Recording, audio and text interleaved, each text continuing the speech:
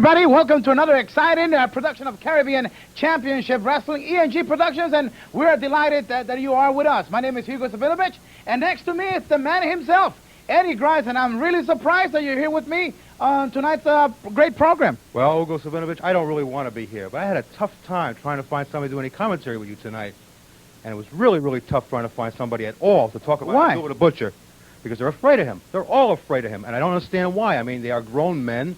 But from what I hear, they're afraid of retribution or vengeance. The man might hit them when they don't know it, you know, or walking down the street, getting into a car. However, I found one man brave enough to come out here and commentate with you tonight. With us right now? With us right now. And here he comes, Mr. X. Mr. X? Okay. Mr. X. We have to call Mr. X because the only way that he would come out here is that we hide his identity. That's the only way. So I'm going to leave Mr. X with you. Where would you be going? I'm going down to Carolina because there's matches tonight, and I'm going to find some more men that will give me interviews and talk about Abdullah the Butcher, so maybe we can get rid of this menace. Okay. Thank you very much, Chief. Okay. Mr. X, okay, let's find a little bit about Mr. X. Are you a professional wrestler? No comment. Are you a wrestling manager? Hugo, it makes absolutely no difference what I do. You know, I'm out here under a mask. I'm very nervous about it, but the only reason I'd agreed to do this is because I don't want any retribution from Abdullah the Butcher. The man's sadistic, and once the people get finished watching this program, they're going to understand exactly why I came out here in the hood. But I think the first thing we're going to take a look at is some of the things that this maniac does outside the ring, not pertaining to wrestling. Okay, let's take a look at that. Hugo, now here's a man sitting here with his manager, Chicky Star, eating raw liver. Now, it doesn't take an IQ with the intelligence to split an atom to figure out that Abdullah the Butcher is not playing with a full deck. He's obviously sadistic, he's crazy, he's insane. Any other adjective you want to use to describe that the man's crazy, you can use here. Here he is snatching a fly out of the air, smacking it a couple times, disoriented, and now look what he's getting ready to do. He's going to stick an insect in his mouth, and there he goes right there doing that, and he's eating it. Now, as far as I'm concerned, the people should know that you are the one that's responsible for bringing this man to Caribbean Championship Wrestling. Wait a minute, Mr. X. I don't think, I don't want to talk about this. I mean, hey, it's a long, long time ago. I don't think we should talk about this. Well, I realize that too, Hugo, but I want to bring the fact out right now that these people out here, there's a tape that exists that I know you thought was destroyed, but I've got evidence right here that you were the one that brought the man into Caribbean Wrestling, and we're going to see it right now.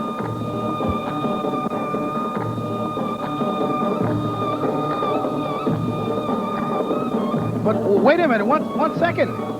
Now, what is this here? This has nothing to do with Abdullah. I think this is invading my private life, kind of. Well, Hugo, like I said, you probably thought that these tapes didn't exist anymore, but here it is in living color for all the people watching this tape out there. A long time ago. Well, yeah, I realize this is a long time ago, but, you know, you got to give the people the history behind what's going on here. And I know for a fact this was 6 years ago, and maybe your memory is not far enough in that past to be able to remember what was going on here. But one question I've got for you is, what's that stuff on your face? Well, that's to be part of my personality. I've always been modern, and I was managing at the time. That was some shiny glitter. I felt fortunate that I had the best wrestlers, and I wanted to make him feel proud of me. But I don't think at this stage in my life I want to see this. Well, look at this. Here's Abdullah the Butcher eating a piece of paper. Again, I reiterate, or I say again, this guy is not playing with the full deck. It's obvious he's a maniac, he's sadistic, he has no compassion for human existence whatsoever, and yet you're the one that introduced him into the Caribbean area. Wait a minute. He is and he was a tremendous, great wrestler. I was just lucky enough that he chose me to be his manager. Why should you blame me for this? Well, I mean, look what... I don't think you can say that. How can you say that? I guarantee you people out there, by the time you finish watching what this man has done inside and outside the ring, you're going to understand that what Hugo's saying right now is totally ridiculous. This guy is sadistic. I mean, like I told you, you don't have to figure it out. You don't have to look at him for long. Look at that faraway look in his eye. Obviously, not everybody's home there. Well, let me tell you something. I've always done a good job for Erich for the whole production, but I don't think this is right. This is really invading my privacy. I don't want to look at things that have nothing to do with my life present. I don't want to get into this. This is something very negative for me. Well, do you think it's easy for me to come out here? I had to come out here with a mask and try and hide my identity. You think it's easy for me to come out here and say what has to be said, what should be said about this man without the fear of maybe... Well, what about me? What about me? He's seen me in this tape. What about if he thinks that I'm the one that's putting this together? You know, Hugo, it's obvious to me, and I know it's obvious to people out there, regardless of what you say. You brought Abdullah the Butcher on the interview right here, so obviously you're the one leading him. So don't go... I don't deny that I was his manager. What I'm trying to say is I don't think at this point in my life, I mean, everybody makes mistakes, but I mean, do I need to see this again? Why should I be put through this? Why if this man hurts me?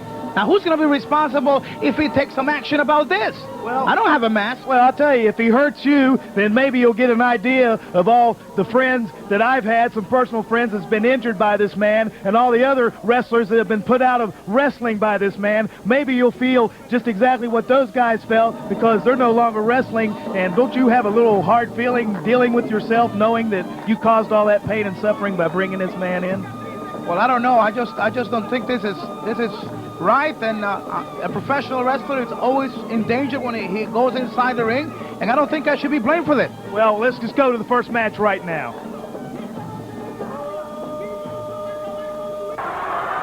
Well, now we're taking a look at one of the great battles between Carlos Colon and Abdullah. The only thing wrong here is we're going back to the fact that this is about 1984, and I was still his manager. That's right, Hugo. It was 1984, but by that time, you'd already led him for about 2 years, and he'd injured a heck of a lot of people, and now he's going against a great Carlos Colon, who will probably put him in his place. But still, how can you handle a madman like this, and don't you feel a little responsible for this? Well, like I said, I was just managing Abdullah. I did not go into the ring, and Abdullah the Butcher, his reputation and his style, it's hurting people. I have never claimed that he didn't do bad things, but it's a rough sport, and he's one of the kings of professional wrestling. Yeah, but an individual has a craziness about him like this guy obviously doesn't have a full capacity for the brain to work, so he has to have some kind of guidance to help him along his way. And at this time, you're the manager. Now, it doesn't take a genius to figure out 2 and 2 makes 4. Look at the bloody battle. Blood on Carlos Colon. A lot of things you also have to mention here is the feud between Colon and Abdullah did not only extend to Puerto Rico now. They hated each other for a long time. Well, you know, Hugo, that's possibly true, but, you know, when you fight a man like Abdullah, and you go in the ring, and you know what he's all about, he's not all there, he's crazy, it kind of drives you to the brink of craziness, too. Well, at that time also, you got to say that some of the people that hated Abdullah, they used to hate me and do damage to me. Here is the commissioner. At the time, Tom Ernesto was the commissioner for the Caribbean World Wrestling Council. It's not just Abdullah now hurting the commissioner, it's also Carlos Colon. So they're both animals. Well, you know, no, look, just like I said, it brings out the animal in you when you're dealing with an animal. Here's the commissioner out there trying to break him up, and there's no regard at all for human safety as far as Abdullah the Butcher is concerned. Look at him right there. He's handling him like he's just a nobody. This is the commissioner you're talking about. Now, there should have been some serious fines or something done about it. You did see Carlos pushing the commissioner. Look at him.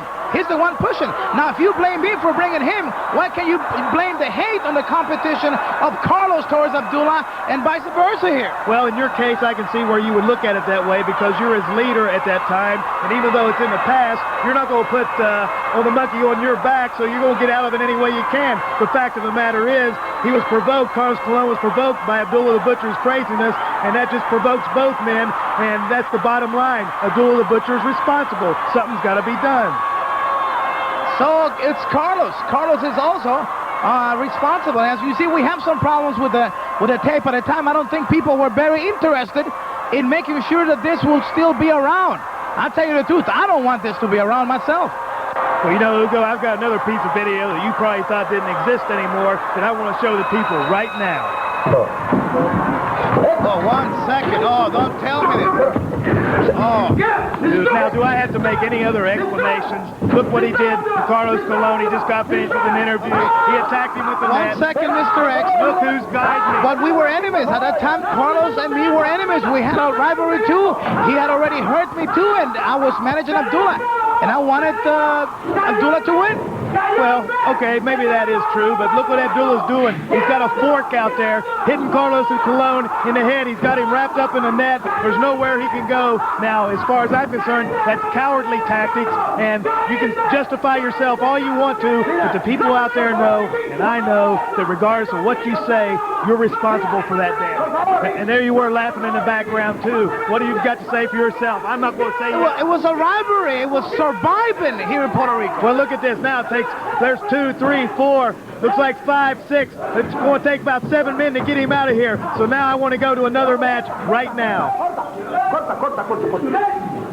Okay, now let's talk about this one. Now, this is competition.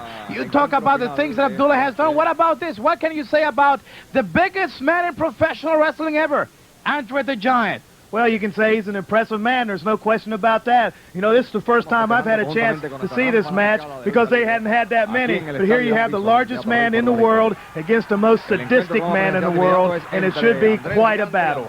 Abdullah the Butcher, and here you can't say that he is overpowering no one because he's taking on the strongest man in professional wrestling. Andre the Giant, not only the biggest, but undefeated at the time that he took on Abdullah the Butcher. Now, this is competition. This is what Abdullah has always wanted. You cannot blame the man for being the vicious, animalistic wrestler that he is. That's just part of his nature. He's Sudanese. He's a wrestling machine, and I was his manager. Well, you know, you were his manager, but still, and he's, everything you say is true. I'm not going to dispute that, but still, he's a type of individual that has to have some guidance. Now, as far as Andre the Giant's concerned, a great competitor, and he's so big, 7'4", over 500 pounds. He's just a perfect man to deal with Abdullah the Butcher, maybe deal out a little of the damage that Abdullah the Butcher has done in the past with your tutelage.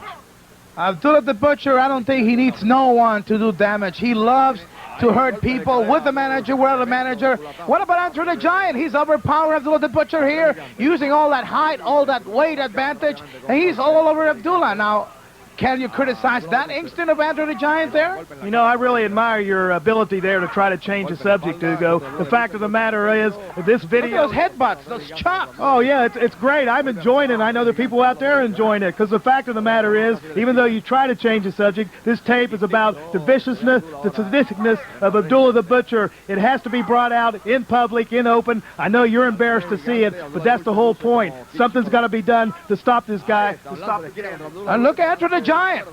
At this time, Andre the Giant was at the best shape of his wrestling career.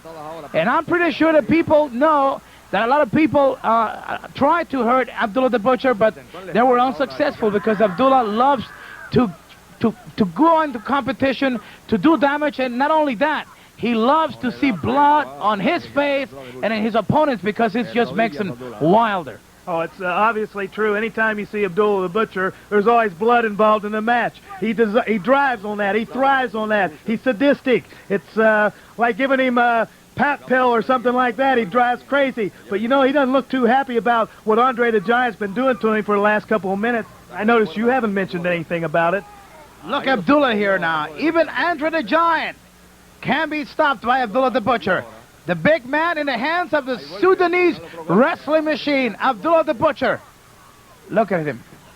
Tremendous headbutt to a man that's used to just knocking people down with those headbutts. Andre the Giant, down on the mat, the headbutts of Abdullah the Butcher did it. You know, to me it sounds like you're still managing Abdullah the Butcher because you're liking everything. No, I respect the ability of professional wrestlers. Regardless of what happened at this given time, you cannot take away the quality in Abdullah the Butcher. That's why all the promoters from all over the world, they want to have him, yet you have to say the truth. Everybody's afraid of him. That's why you have a mask, too. Oh, absolutely right. I'm not going to dispute that. I've said that a couple of times. Everybody's afraid of him. But look at him. You're saying he's a competitor. He was down choking Andre the Giant. He's doing every foul thing he could possibly think of. I'm surprised he hasn't pulled out his fork yet. I'm sure he will. Like I said, I haven't seen the match, but it's obvious to me, and it's obvious to people out there that something's got to be done to stop this guy, and maybe Andre the Giant will just do it right here. I hope so. I know you don't like it. Abdullah the Butcher, a great wrestler, so Andre the Giant. Give credit where credit is due. My main thing here is I did not like the way these matches were presented because it involved a part of my life that I have no intention of reviving. I am happy the way I am right now, and I don't think that this has anything to do with the matches. Abdullah is hurting people every day. Why do you have to go to this Asian matches to show this? Well, you know, Hugo, well, all I can say is... I'm going to talk to Eddie Grice about this later. Well, that's okay. You can talk to him all you want to, and you guys can play pool all you want to and get beat all you want to, but the fact of the matter is that Abdullah the Butcher is a sadistic madman, and he brought his beginning... Okay, now he took something out. I'll be the first one to admit it. You always have to watch him. He takes it out from the boots, from his karate pants, and the truth of the matter is that the whole world knows that Abdullah the Butcher goes into the ring not to win, not to compete, but to destroy. That is his main object, and if anybody is not going to accept that, then believe me, they're going to be in for some heavy nightmares. Oh, you know, every time you step into a ring with a guy like Abdullah the Butcher, I mean, there's nobody else like him in the whole world of professional wrestling. There's only one Abdullah the Butcher. See, the referee? Even the referee's afraid. And, you know, he has every right to be. Like I said, I got a mask on. I'm afraid. But the thing is, your attitude towards Abdullah the Butcher, I think, is what's getting you in trouble right here, because it's like you're on his side, even though you're trying to sound like you're not, and you don't have me fooled. And now we're looking at something that I'm really enjoying. Abdullah the Butcher flat on his back and getting a little punishment from the object that he uses all the time to hurt other people. One thing that I am proud of is the fact that the people, the fans, today's wrestling fans, could actually watch a true battle of giants of Abdullah the Butcher and Andre the Giant, when Andre the Giant was at his best, the best that he no longer is, because in his case, with all the injuries, that has taken a lot of the toll in Andre the Giant. But he went to San Juan, Puerto Rico to battle Andre the Giant. I can tell you an inside story here that there was a lot of money paid for Andre the Giant to come down here and injure Abdullah the Butcher. You know why? Because a lot of people tried and a lot of people could not even come close to. Even Erich Grice at the time, he would sit on that last row in ringside, afraid of Abdullah the Butcher. Well, Eddie Grice, my good friend, is very intelligent because he knows how sadistic Abdullah the Butcher is. You want to try and stay away from him as much as possible. Now, some of these people out here sitting on ringside might not be able to know that or figure that out, or maybe they want to see it. That's why they come to see Abdullah the Butcher, because he's hurt so many people, and they're hoping maybe he'll get a little bit of that punishment in return. We do apologize for some of the problems in the video. You have to understand this is way back, and we just wanted to show you this precious match of Andre the Giant at his best against Abdullah the Butcher. Now, we have not touched the fact that I was also afraid of being close to Abdullah the Butcher. Anybody who's close to Abdullah the Butcher is afraid. Here, both men get counted out. The battle continues outside. Andre the Giant and Abdullah were both counted out. Cerca del público. Ahí lo va persiguiendo Andrés Gigante, Abdullah de Bruiser. Oh, finally. Okay, now this I agree with. Now, Chicky Star, it's the manager right here of Abdullah the Butcher. Now, if you talk about the things that I did, what about the things that Chicky Star has done? Can you understand that a professional of a manager is to make the contract, get the right money, and sometimes you have to put away your own feelings because professional wrestling comes in first. If you love this sport, you're going to do your best for your man to get the best contracts and forget about some feelings sometimes.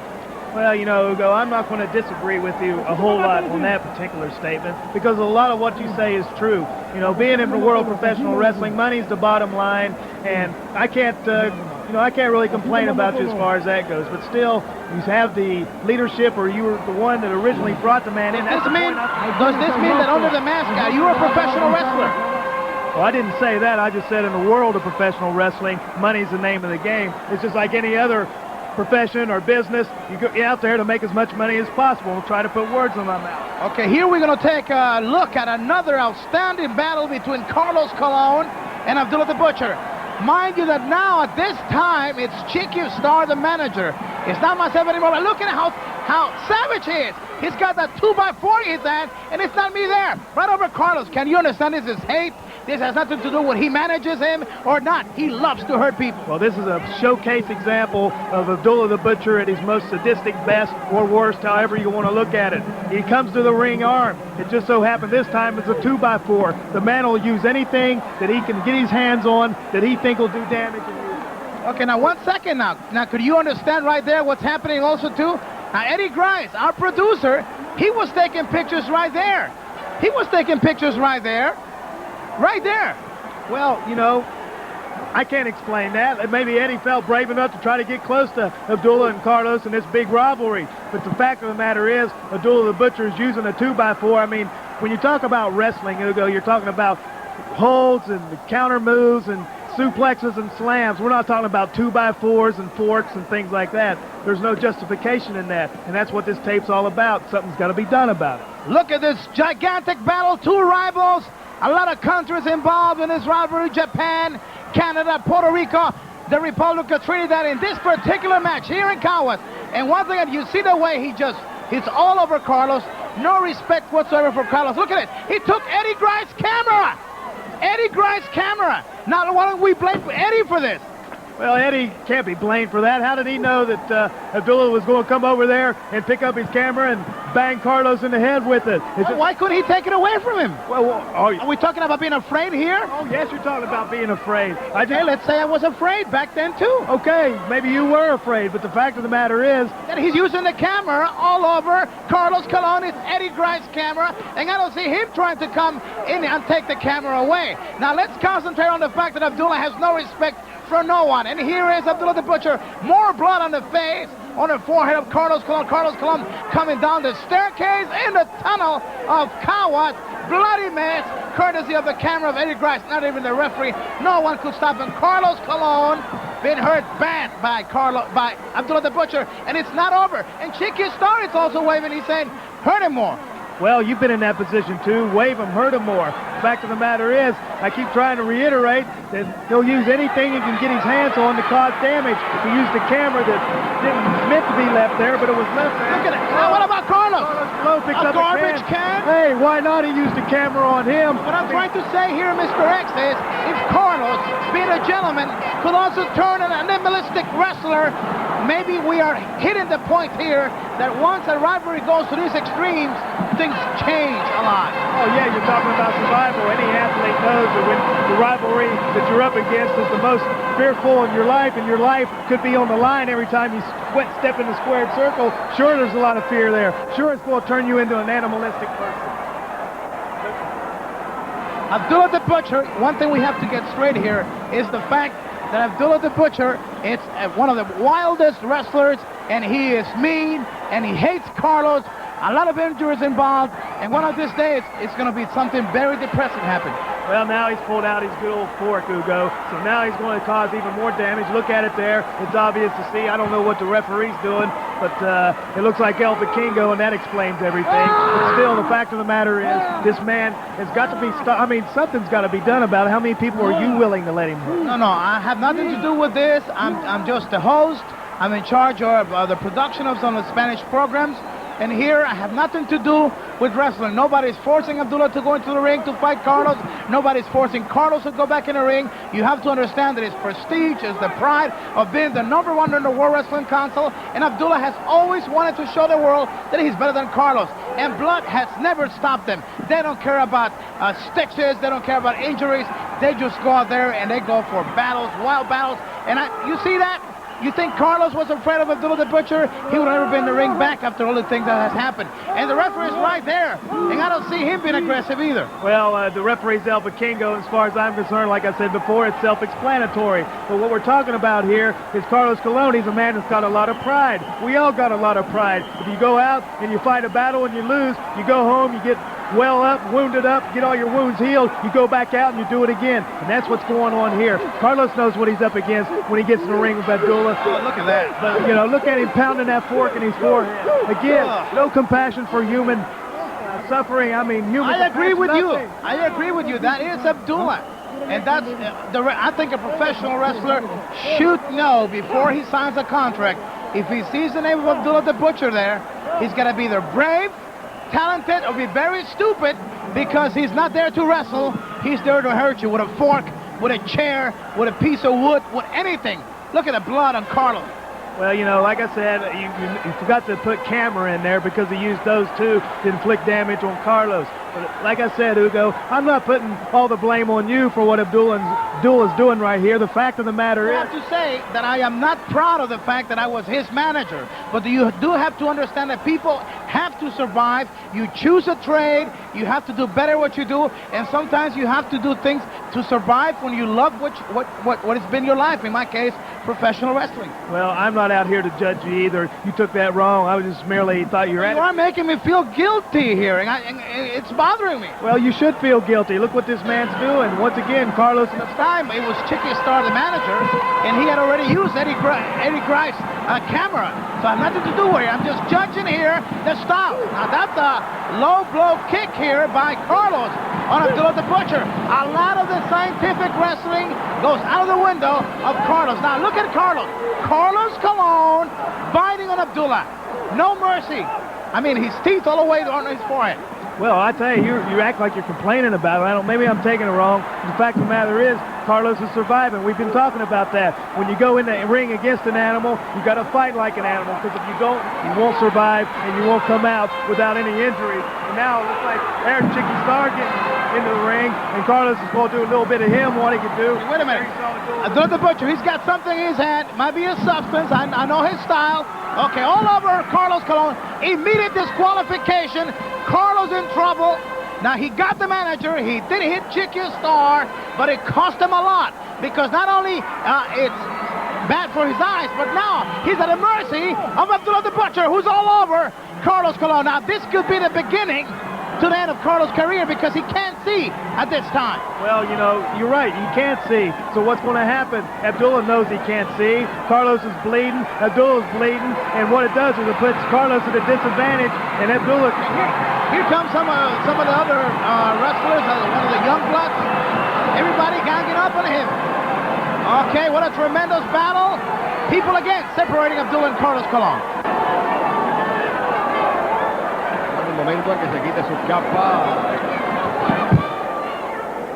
Okay, Hugo, up to this point, we've seen Abdullah the Butcher wrestling guys that are capable of taking care of him. Now we're looking at him taking care of a young wrestler who probably hadn't been in wrestling very long, and he's going to tear him apart. And once again, it just adds to the fact that Abdullah the Butcher is a maniac, and I think this is Sabu right here. And look at Abdullah Butcher. Already he's pulled the fork out. He's putting it to him, and what have you got to say about it? No question about that, Mr. X. He is a vicious wrestler. The name says it all. Abdullah the Butcher. And poor Sabu, he was just beginning in professional wrestling. He had the guts or the stupidity, whatever you want to call, to go into the ring with this beast, close to 500 pounds. He was there, and he wanted to hurt this kid. When I saw the eyes of Abdullah the Butcher going into the ring, I knew that Sabu was going to be in for a night that he will never forget. And you know something? I have talked to Sabu about it. He has never forgotten this moment. He even had nightmares, because not only the blood, the injuries that this match cost him, because many other nights he had terrible headaches. Well, I tell you, Hugo, when you look in the eyes of Abdullah the Butcher, when he sees somebody like Sabu, it's like a tiger looking at a helpless enemy, you know, a helpless prey. He's going to pounce on him and do as much more damage as he can. And it's not surprising to me that Sabu will never forget this night, because anybody that steps in the ring against the sadistic madman from the Sudan is going to be in for a night they'll never forget. Sabu been hit by that foreign object, and Ricki Vargas not able to see what's going on here. Meanwhile, Abdullah the Butcher all over and said, well, now let's talk about the weight here. Let's talk, and now here, it's even Profe. Now, he's a good friend of Chicky Star. So whenever Chicky Star was in trouble, Profe was there to cover for him. Meanwhile, look at the way Abdullah the Butcher, it's all over the forehead, all over the head of Sabu. I mean, what a beating. I mean, I was close to crying when I saw that on that night. I'll tell you what, Hugo, what more blatant example can you make that something has to be done about this man, because he's still doing things like this. This match was a couple of years ago, but still he's out there brutalizing young wrestlers, brutalizing all wrestlers, and he has no compassion. He doesn't know when to quit. He's going to inflict as much damage. Oh, what a vicious chop thrust right into the throat. Not only the blood, look out. This is a trademark of Abdullah the Butcher. It comes down. 450 pounds, Mr. X. when that hits you, it's all over. Look at expression on Sabu. Now this is what makes it even more vicious. He already got the victory. You think he cared? He has never cared over a victory. Now there is his supposed to be manager at the time. Where was Chicky Star when this happened? No, he sent Prophet to the ring. Now this poor kid was earnering. Do you think Prophet cared? Of course he didn't care. Just like when you were leading him, you didn't care. But look at the... You don't know about that. Now he took the metal briefcase. Oh! What more? Anything that he gets his hands on, it's a weapon. He'll use it. Here it's a suitcase. He used the camera. He used the ring bell. He used the iron to hit the ring bell with. Look at that look in his eye, Hugo. Now, what more can you say about a look like that? A dangerous man, an animal. He's Abdullah the Butcher, the Sudanese wrestling machine, the power in professional wrestling. That's why he's #1 in Japan, #1 wherever he goes, and that's why me, you, Eddie Grimes, and many others fear the name of Abdullah the Butcher. Unstoppable, an incredible wrestling machine. Boy, you are in for something great.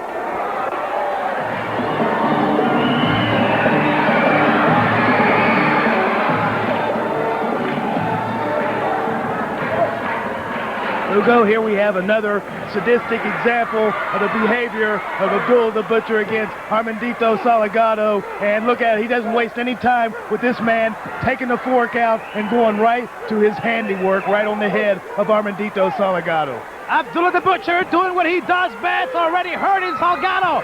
He's got that foreign object that people are screaming at the TV arena. And another young wrestler that's a victim of this Abdullah the Butcher.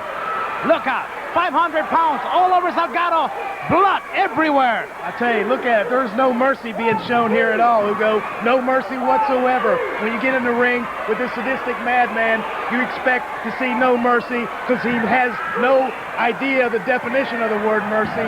And this kid's, he's in trouble. There's no question about it. The referee ought to stop the match right now because he's in a lot of trouble. Abdullah the Butcher, meaner than ever, he's after his ultimate quest. The possession of the Universal Heavyweight Championship of the World Wrestling Council. The only important title that has eluded him, being that he was the North American Heavyweight Champion for over 2 years, the Caribbean Heavyweight Champion, World Tag Team Champion, the Japanese Heavyweight Champion, and many other regional titles. Look out! Here comes Abdullah the Butcher! Abdullah the Butcher! All over Salgado! Gigantic! 500 pounds came down! Splashing on Salgado. Wow. Tell you what, 500 pounds of the madman from the Sudan, and look at him. He's just laying on the mat. There's Chicky Star. And there's Chicky Star's manager, and look at that hideous display of gore right there. Abdullah the Butcher. The name is synonymous with blood, Hugo. And every time you see this man, every time he gets in the ring, you're going to see the crimson flow. And look at him. He's licking it off his hands. You're looking at cannibalistic instincts right here. I mean, something's got to be done about this. He loves the taste of blood, especially from his opponents. The unstoppable Sudanese wrestling machine.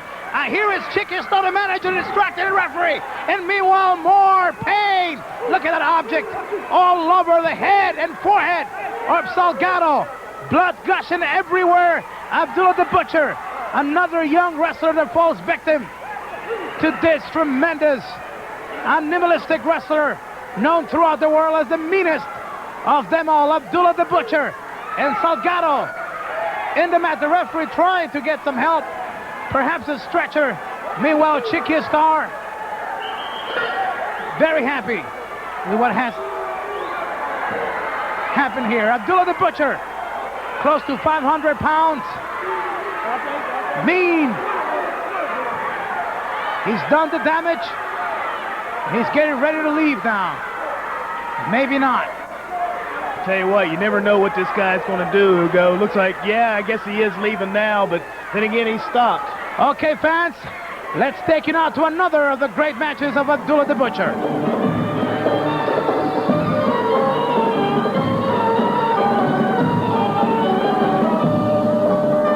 Okay, Mr. X, some comments on this match. Now we have the same Abdullah the Butcher against a top wrestler, the enforcer Dutch Mantell. That's right, the enforcer Dutch Mantell, and I know Dirty Dutch real well. And he's the kind of guy that doesn't take anything from anybody, but look at Abdullah the Butcher. Doesn't even give him a chance to get in the ring, and he's all over him like flies on you-know-what, and there he throws him outside the ring. Abdullah the Butcher is just out of control. It doesn't make any difference who his opponent is, whether it's somebody like Salgado or somebody like Dirty Dutch Mantell. Look at that, a big slam on the table. The guy's out of control. Abdullah the Butcher against another top-ranked class wrestler, Dutch Mantell, a street fighter of his own, a man with dirty tactics, Dirty Dutch Mantell.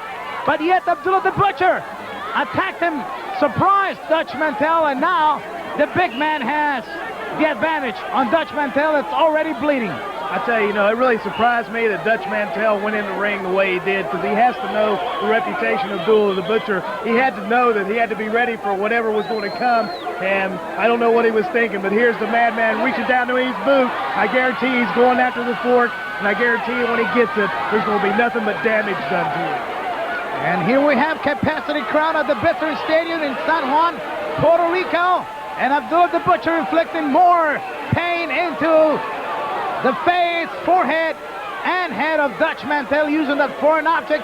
Referee Ricki Vargas trying to stop Abdullah the Butcher, but there it is. The camera catches the moment where he brings that object out and nails Dutch Mantell. Hugo, the camera does not lie.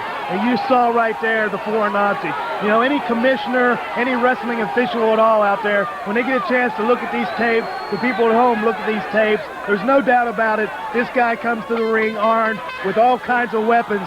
Something has to be done about it. Here he is with a big karate thrust to the head of the Dirty Dutch Mantell, the #1 citizen of Oil Trough, Texas, and he's in a lot of trouble with the big madman, the maniac madman. He's on a tear right now, and there's nothing Ricki Vargas, the referee, there's nothing he can do about it. Let's try to analyze a little bit of Abdullah the Butcher.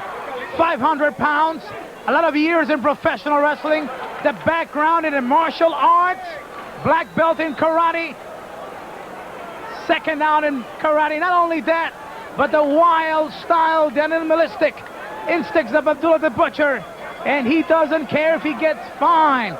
Let's talk about the finding of this wrestler. Mr. X, how many times commissions have fined Abdullah the Butcher, not only Japan, Canada, the United States, here in Puerto Rico, in Trinidad, and a couple of countries where he is barred from wrestling. Well, the thing that just came to my attention, there's a whip right there's Dutch Mantell's whip. Hey, there was Fast Eddie right there. He took it from Eddie Grice. That's right, Fast Eddie was there, and he got Shoe Baby, and he gave it to Dutch Mantell, and now Dutch Mantell is giving Abdullah the Butcher exactly what he deserves, and that's a whipping from Shoe Baby. Now he's choking with him, and Hugo, now he's getting what he deserves right now. Dutch Mantell using that Shoe Baby whip all over the head of Abdullah the Butcher. He wants revenge. It's a bloody mess, and he wants Abdullah to pay for it. Referee Ricki Vargas not been able to control these two gladiators. While he's got Abdullah where he wants him, he should not let him go. Oh, absolutely not.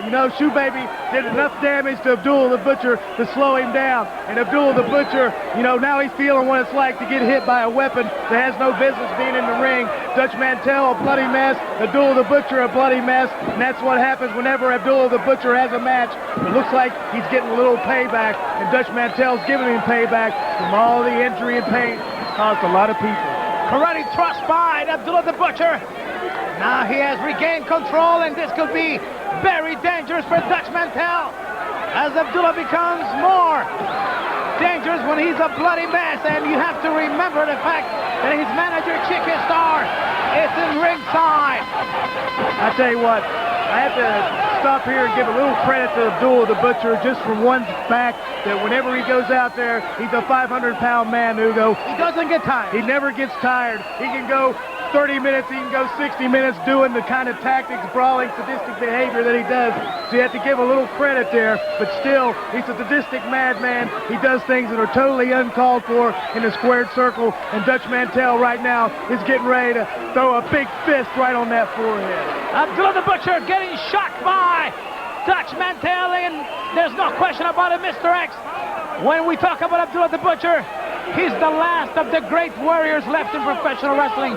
The only one in his style, the only one that has survived all the modern changes over modern wrestling today. Absolutely right. You know, Abdullah the Butcher has been around professional wrestling a long time, but you know, his style hasn't ever changed. His pace has never changed. His sadisticness has never changed. Perhaps meaner. Well, I think he's gotten meaner. I mean, it's obvious as the tape goes along, the people out there will see this guy's sadistic streak seems to get longer and longer. But you also have to remember, 1 second. He's got that clothes hanger there. say, Chicky Star handed him a coat hanger right there, and now he's choking Dutch Mantell. I mean, totally uncalled for, Hugo. That has right in front of the referee. Hey, Abdullah doesn't care. He has no caring. He has no idea of authority whatsoever. Pounding away at him now on that head, choking him with the coat hanger. Something's got to be done about this. Okay, referee rings for the bell. Not that Abdullah is shocked about this. He has never cared about being disqualified. He doesn't care. He wants to hurt Dutch Mantell, and Chicky Star is enjoying every bit of it, while Dutch Mantell is having a hard time just breathing. Well, I don't see how, when you managed to duel the Butcher, you had any control over him at all. But the bell ringing means absolutely nothing to this man. The referee trying to pull him off Dirty Dutch Mantell. Nobody controls Abdullah. Well, I tell you, I don't think even himself have any control. Well, obviously, a guy with the look and the actions of Abdullah the Butcher has no self-control whatsoever. Animalistic behavior. Look at this. The bell's ringing. Has no regard for human life whatsoever. Dutch Mantell's in a life-fearing situation, and you know what's being done about it. There's nothing that can be done about it unless. And there's Chicky Star adding insult to injury. I know you don't approve of that. Definitely not. Dutch Mantell in serious problems, and now even Chicky Star getting some cheap shots in, while the referee is not able to control this situation. Dutch Mantell in serious trouble here. I tell you, Dutch Mantell probably wishes his ex-Kansas City Jayhawk partner, Bobby Jaggers, your friend, were somewhere around to try and help him out of this. Not even Bobby Jaggers and his big mouth to save them right now. Abdullah the Butcher, unstoppable, uncontrollable, 500 pounds. He loves to hurt people. Dutch Mantell sure got some good shots with the shoe baby whip, but what a price he had to pay for it. He will never forget this night either. Well, like we said before, Hugo, anytime you get in the ring with Abdullah the Butcher, and there he is, he still hasn't had enough punishment. He hasn't done enough damage yet. Chicky Star applauding the whole thing. But when you get in the ring with a madman like that, it's a night you'll never forget, and it's a night you hope you'll never see again. Referee trying to get Abdullah out of the way. And look at him. He put somebody down by the hair or two. My goodness, one of the promoters. Victor Quiñones, one of the promoters. No respect whatsoever. Even our promoter. And now this is the kind of a man that Abdullah the Butcher is. He has no respect. That's whenever I see him and I'm close to ringside, I will disappear from there. Because I know deep in his mind, he wants to hurt me also. Because he'll never forget a face. And I'm telling you, if he recognizes your boys, I don't know who you are, Mr. X, but you could be in a lot of trouble yourself. Well, that's why I'm scared doing this tape, and I'm taking a lot of chances, but something has to be done about it. There's Dr. Hector Gonzalez, and anytime Abdullah the Butcher has a match, you can expect to see him around because there's going to be stitches put in somebody's head. You know, almost once, he almost attacked the doctor himself, Hector Gonzalez. So when we're talking about Abdullah the Butcher, it's somebody that knows no meaning of respect. He goes in there to destroy, and destroy means not caring if it's the promoter, Victor Quiñones, if it's the referee, if it's Dutch Mantell. More action coming up in just a few seconds.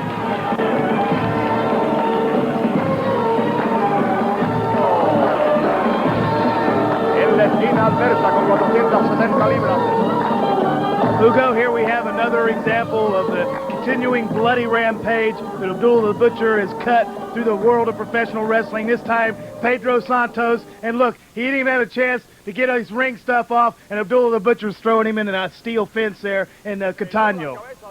What a way to treat this young, upcoming wrestling star, Pedro Santos. What made it even more sad was the fact that on that same night, Pedro Santos' wife had just given birth. What a way to celebrate. Well, you know, the fact that you just said that, it makes me amazed that he even want to get in the ring with Abdullah the Butcher, because it seems like to me that Pedro Santos would at least want to see his kid, and when you get in the ring with a sadistic guy like Abdullah the Butcher, you don't stand a chance. And there he's got the coat hanger again, and it looks like it's going to be bad news for Pedro Santos. Maybe he won't see his kid. And Hugo, I'm telling you, something's got to be done about this, and I sure hope somebody does something about it before Abdullah the Butcher finds out who I am. I agree with you, Mr. X, whoever you might be. Abdullah the Butcher, once again, another disqualification. Let's put another one on his record. But here, Santos, just look at that. He's gasping for the very life itself there. His breath's cut off. He's in a lot of trouble. He's hardly moving. Abdullah the Butcher, look at that crazed look in his eye. It's obvious that this guy is out of there. There's no regard for the referee whatsoever. The bell doesn't mean anything. Abdullah's been disqualified. Pedro Santos won the match, but I think that's highly irrelevant at this stage because his life is in danger at the hands of the madman from the Sudan. Another disqualification, another victim in this bloody career of Abdullah the Butcher, but it's not over yet because he still wants to inflict more pain into Pedro Santos, this young wrestler. Boy, I bet he regrets the fact that he signed for that match. Well, I tell you, you have to, you really have to think twice about the referee. The way the referee is even in pain. I tell you what, look how he's got that. Yeah, he's got that coat hanger twisted around the windpipe of Pedro Santos. I don't even see how he's breathing right here. Obviously, look at the referee. He's trying to stop Abdullah the Butcher, but there's no stopping this guy. Take that kid away. Wow, finally the referee using some brains here. There's no way that he could have taken a hanger away from Abdullah. Just take the kid away, and now Abdullah the Butcher follows through. Look out. I tell you what, it looks like he's not finished doing what he likes to do, and there the referee. How's he going to stop a man like Abdullah the Butcher? You need about 10 wrestlers. Oh, right into that steel cage again. At first, full impact, and Santos out cold after that last hit by Abdullah the Butcher. Referee trying to make him stop here. Okay, wait a minute. Now he grabs one of this. Whoa! I tell you, using the speaker, I'm telling you, something's got to be done about this, Hugo. He picks up anything that's laying around. Look at that, that's a speaker. And oh, he comes down on him again. And the referee took the coat hanger away from the Butcher. But, I mean, how many things do you have to do to try to control this man? Now he's got the coat hanger again, and it looks like he's looking for more meat. Never an official match, another disqualification, another victim, a lot of pain inflicted. Let's go to another great match of Abdullah the Butcher. Vamos nosotros a pausar a nombre de Cambio Telefónico Promotion y volvemos en breve con ustedes.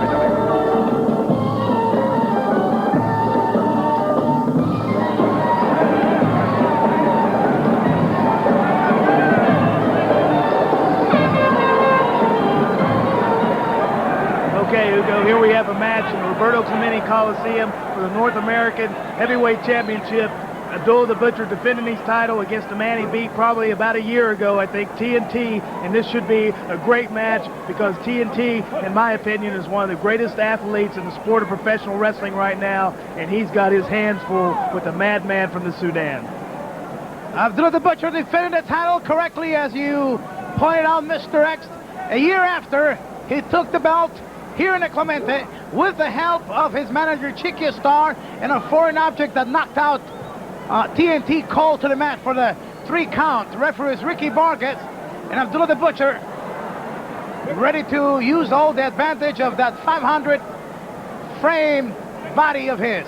You know, Ricki Vargas seems like he always has to draw the refereeing duty with Abdullah the Butcher, and that's another point that I'd like to bring up to the people out there watching this tape in their homes is it couldn't be fun to be a referee knowing that you have to go out in the ring and try and control a man like Abdullah the Butcher, the madman from the Sudan, because, you know, really you have no control at all. Here's TNT starting to open up on Abdullah the Butcher a little bit with the big karate thrust. Oh, there was a big thrust from Abdullah the Butcher, and this is going to be a great match, Hugo. Perhaps martial arts encountered here, as both men have that discipline of martial arts, the karate expert on one side of Abdullah the Butcher, the taekwondo of TNT, 2 different styles, yet the martial arts, well-disciplined athletes, and with that instinct, animalistic instinct of Abdullah the Butcher, maybe he's got the edge. Well, I tell you, TNT is a 2nd or 3rd degree black belt. I'm not really sure exactly what it is, but one thing's for sure, he is a black belt in Taekwondo, which means he can take care of himself. And I think with the fact that he is a black belt in Taekwondo, that he can take care of Abdullah the Butcher maybe a little bit better than somebody who maybe is not quite as well versed in the martial arts as TNT. To the best of my knowledge, Mr. X, TNT is second down black belt in Taekwondo, and Abdullah the Butcher has been a black belt second or third down in karate since probably 1976. Tremendous athletes, and anything can happen when you have this tremendous wrestlers involved here. Well, you know, you can see the little patch there on Abdullah the Butcher's tights about the Taekwondo. But like I said, a martial arts battle between these two men, and it's in Roberto Clemente Coliseum in front of a sold-out auditorium or sold-out Coliseum, and I think TNT is going to be able to take whatever Abdullah the Butcher has to dish out. Well, if they go to challenge each other in Taekwondo, I think that TNT has the advantage because Abdullah specializes in the form of karate. He took the Taekwondo secondary when he started wrestling in the Orient, especially in Japan, where one of his best friends owns 3 of the biggest academies in Tokyo. Well, I tell you, like I said, I had no idea of that kind of knowledge. Most of the knowledge I know about Abdullah the Butcher is the fact that he's a sadistic man. He dropped a foreign object. All right, TNT got a chance to use that object before Abdullah did. He dropped it, and this is great. I'm loving this because Abdullah the Butcher is finding out what it's like to be on the receiving end of that foreign object. Oh, Mr. X, did he do that to you? Did he just give it away? Did he do that to you? Oh, I'm not, I'm not going to say anything about that. There was a big karate thrust or something from Abdullah the Butcher. He stopped TNT, but look at that, the crimson already flowing on Abdullah the Butcher. And Hugo, I don't appreciate you trying to implement me in any kind of match with Abdullah the Butcher. Abdullah the Butcher bleeding, but he doesn't find himself strange at this situation as he has had so many bloody matches. He's an expert on surviving techniques, and TNT drew first blood. Now let's see if he's able to maintain the offensive attack on this wild man from Sudan. Well, it looks like TNT's already been busted open by Abdullah the Butcher, so you got both men bleeding, and that's a trademark of Abdullah the Butcher the match. But TNT is a tough, rough customer, and I guarantee you, it's coming like a river now. Abdullah the Butcher, you know, I think when he sees that, that's when he turns his most craziness, his most sadisticness. The more blood he sees, the crazier he loves that. He loves to see that blood. That's why a lot of promoters are afraid of Abdullah the Butcher. Look at that body tackle.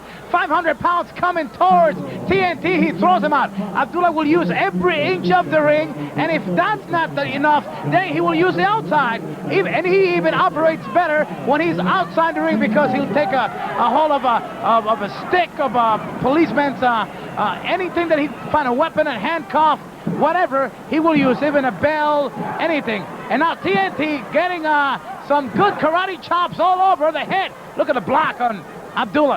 I tell you what, there's Abdullah the Butcher. You got to give a little more credit. But there's a big savant kick from Abdullah the Butcher and a big headbutt on TNT. You know, Abdullah the Butcher has been in the ring wars a lot of years ago, and he always manages to go out there. He can take a tremendous amount of punishment and keep coming back for more, and that's exactly what he did right there. And now, there's a illegal low blow by TNT, and I guarantee you can be 500 pounds, and that'll take the wind out of your sail. Another one by TNT.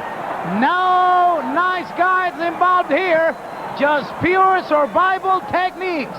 It doesn't have to look beautiful. It's just a matter of protecting your life. When you're against Abdullah, you will see somebody even like TNT going for some illegal techniques. They have been getting some good shots each other with karate chops. Look at that. Ooh. Whoa. Tremendous karate action in this match, and Abdullah at his best here, taking the best that TNT has to offer, but so has TNT. Oh yeah, you know, here they are exchanging headbutts, they're exchanging karate chops, they're exchanging karate thrusts. You see that kick? Oh yeah, there's a big kick. TNT has one of the greatest spin kicks. Oh, there's another big boot to the face of Abdullah the Butcher. But TNT has a lot of great kicks, and he's laying those kicks in right now. And Abdullah the Butcher's right on the back of the head.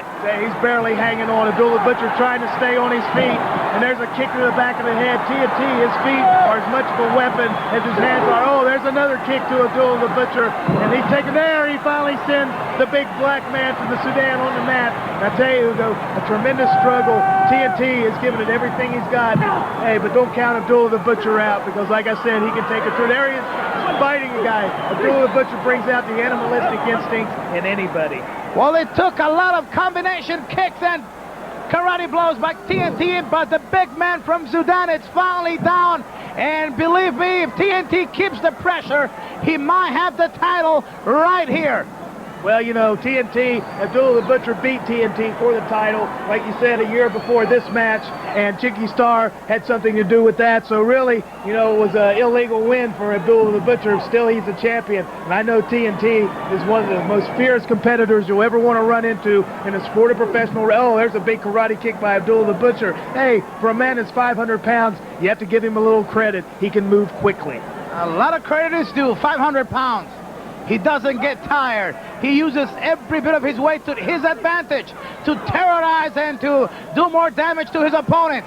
Now TNT, the young wrestler that he is, he must be ready to overcome this difficult time in this match because sometimes you could come so close to defeating the big man and yet not get the big victory. And in an athlete like TNT, this could be devastating for his wrestling career. Well, you got to give Abdullah Butcher a little bit of edge here because he has all those years of experience in the ring, all the great battles that he's had throughout the years in the sport of professional wrestling, and TNT bleeding profusely from the head.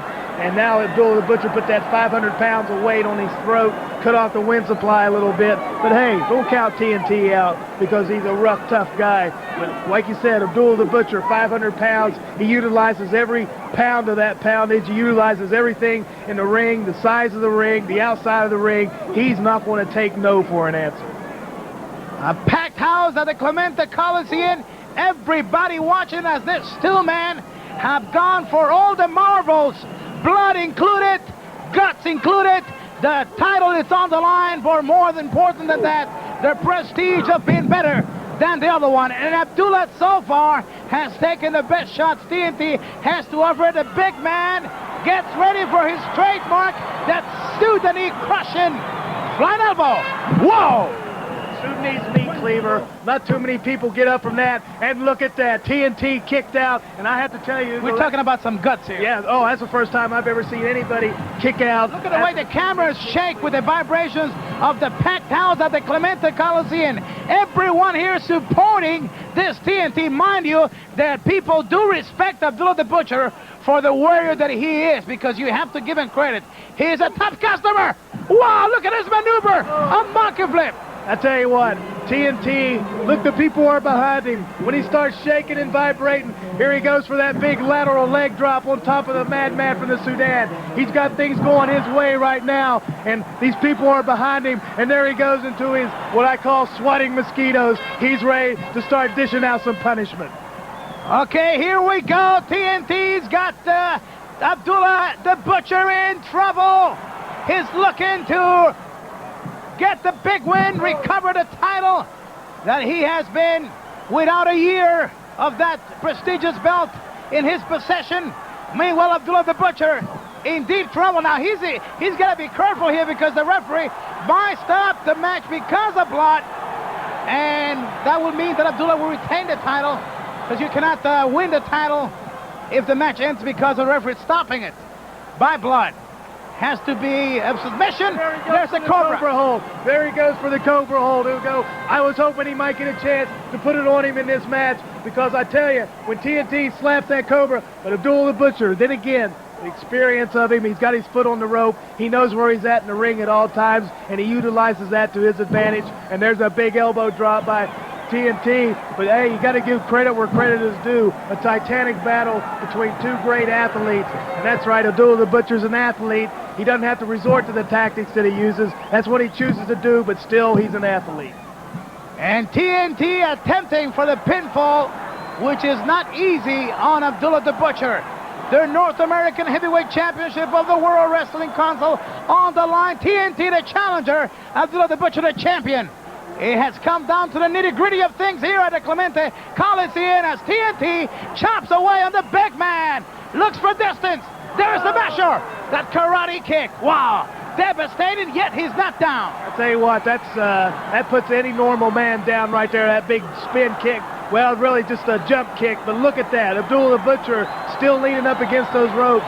And I tell you, Hugo, you got it. Oh, there's another one, 3 in a row. Nobody stands up for that. He's out on his feet. I tell you, he has to be out on his feet. Here he goes. Looks like he's going to do one more time. Thought he was a classic kick right there, but Abdullah the Butcher. The reflexes. Oh, yeah. You got to give credit to Abdullah. He tried to take out a lot of the impact of the kick, even though he got cut on this last one. Here comes TNT. He charges, and Abdullah moves out of the way just in the nick of time. TNT goes out of the ring. Look out. It almost looked like Abdullah was out cold, and he sidestepped TNT.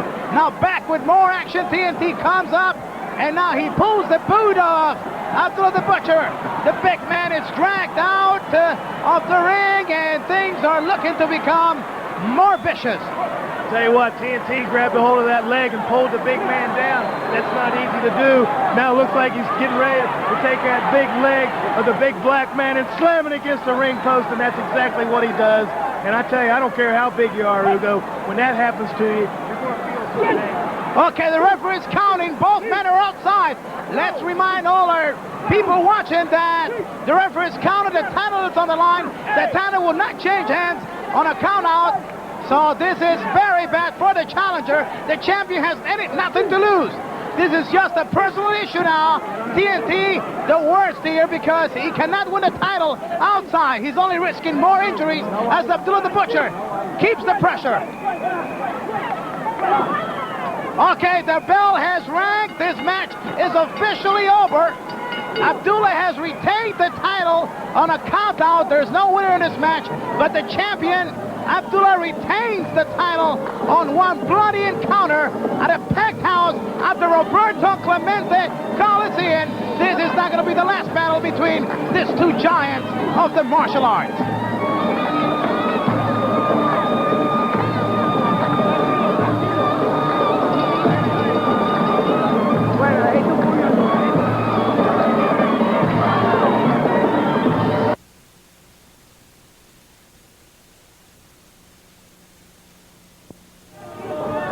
Bueno, Padín, está sucediendo aquí algo.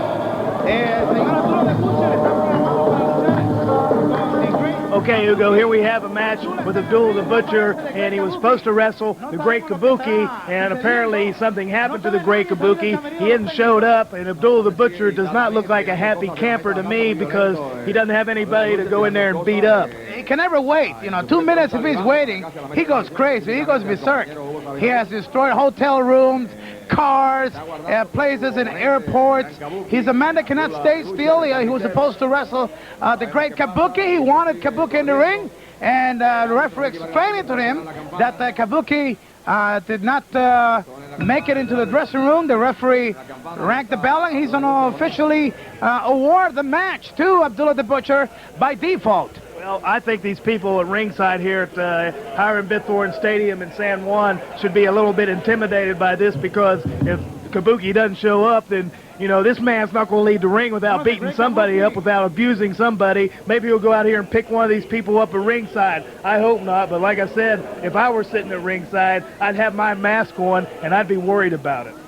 For some reason, this match looks peculiar to me. I don't know. I don't know. It's kind of familiar to me. Well, what do you mean familiar? Is it something like, I hear your voice there on the microphone? So I was doing the Spanish narrating for this match was televised to all the Spanish countries. Oh my goodness! Don't tell me that's the one. I was doing the color. Oh, look at that! What's going on here? You used to be this guy's manager. What's he doing slapping you like that? I don't. What's going on here? Oh, you're talking about a man that, like I said to you before, has no respect for nobody. I wasn't doing anything. I was just doing my own little job in the corner, making some money, doing the color for the Spanish countries, and I got attacked. Well, what do you have to say about that, Mr. X? Well, what I have to say is that I don't know. After seeing that, I kind of feel a little bit bad about getting on you at the beginning of the tape for bringing this man in. Well, lucky that the doctor was right there. Okay, fans, let's take a look at another match of Abdullah the Butcher.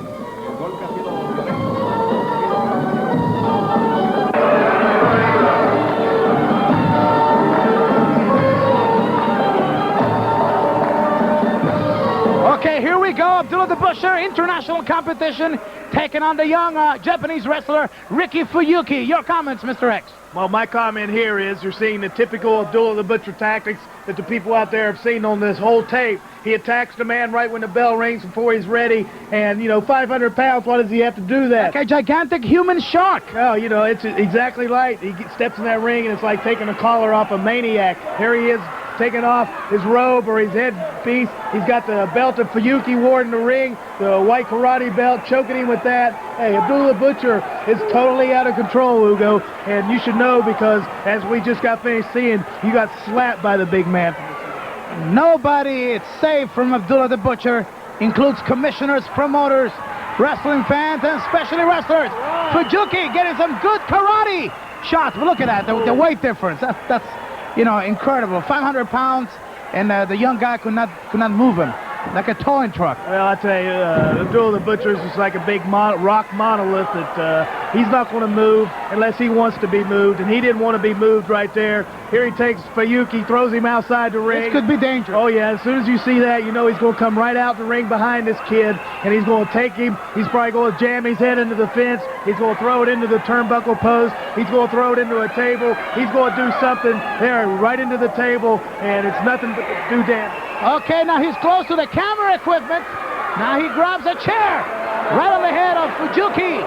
Now the table, the timekeeper's table, all over the throat, the chest area of Ricki Fuyuki, and he's getting close to where the cameras are and the setting board of the camera. Look at this guy, Abdullah the Butcher. He is vicious. Look out, he comes close again. He takes the setting up board of the camera all over the head of Fuyuki.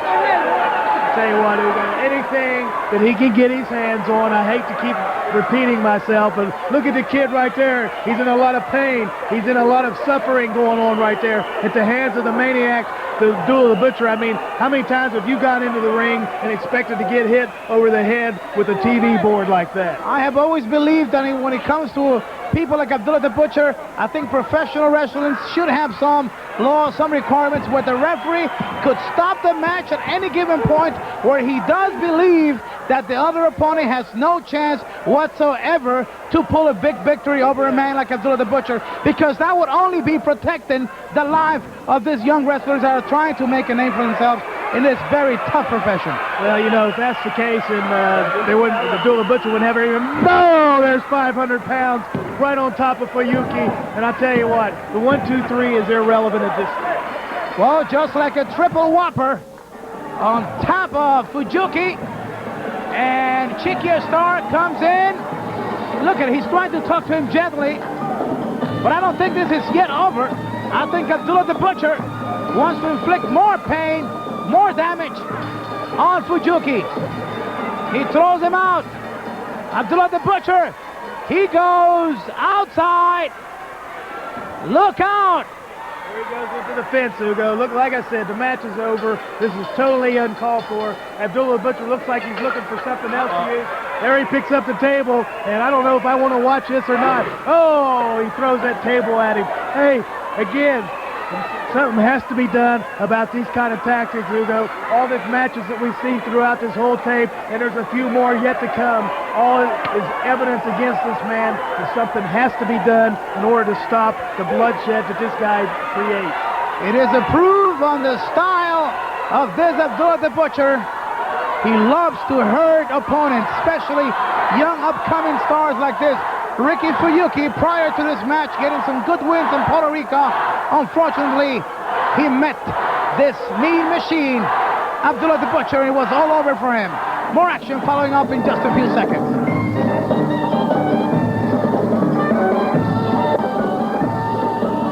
Amigos televidentes, finalmente nos permitieron. Here's the other side of the coin, Hugo. Abdullah the Butcher himself getting stitched up right here, and I bet you could put a penny in every one of those scars in his head. Quarters, well, okay, maybe quarters, but look at this man right here. Look at the abuse that head's taken. Sure, he's dished out. Look at that cut over the eye there. It had to be at least 8 stitches there. And here's the doctor sewing up that head. And, this is a very graphic display of exactly what the world of professional wrestling is all about, the dark side, so to speak.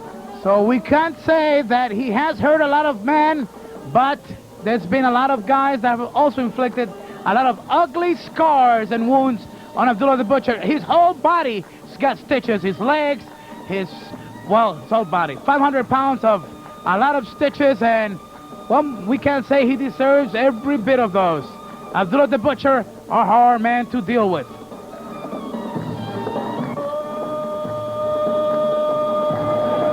Wrestling fans, we have special footage here.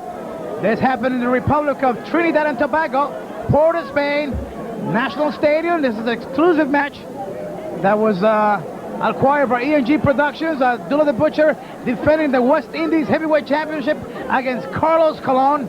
International competition just to prove the point on the rivalry of Carlos Colon and Abdullah the Butcher, and the intensity that also involves the fans in this feud where Abdullah is involved. Referee is Mr. Parker from Trinidad.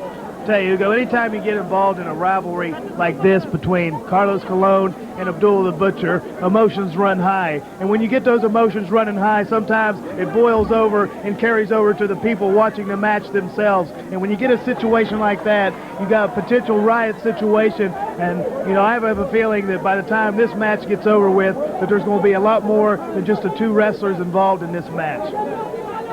Okay, Abdullah the Butcher ready to get it on. So is Carlos Colon. No strangers to each other. One of the most explosive rivalries in professional wrestling. Carlos Colon and Abdullah the Butcher. Okay, referee trying to check Abdullah the Butcher. That's an impossible task. Well, you know, Abdullah the Butcher, you can check him all you want to. It looks like he's trying to do a thorough job. But my guess would be that somewhere on that 500-pound body, he'd be in the boot. You probably have to run him to one of those airport x-ray machines. Yeah, you have to run him through a metal detector. They need one of those things to run him up and down his legs, because I guarantee you, inside one of those boots or something, he's got that fork hidden somewhere. That machine go crazy with the noise when he comes through. Okay, Abdullah the Butcher in the corner. Carlos Colon all over the champion. And like I said to you before, there's no pretty side when Carlos Colon and Abdullah go at it. And now he's going on the center of the ear. Tell you what, Carlos Colon going right to business on hand on Abdullah the Butcher on that ear. You know, Carlos Colon is, you know, he's a nice man, he's a great man, but like I said a couple of times in this tape, the people have seen these two in action throughout this whole tape. There's no love lost at all between these two men.